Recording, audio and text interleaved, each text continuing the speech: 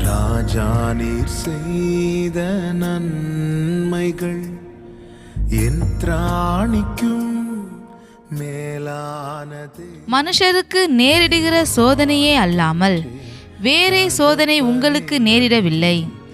தேவன் உண்மை உள்ளவராயிருக்கிறார்.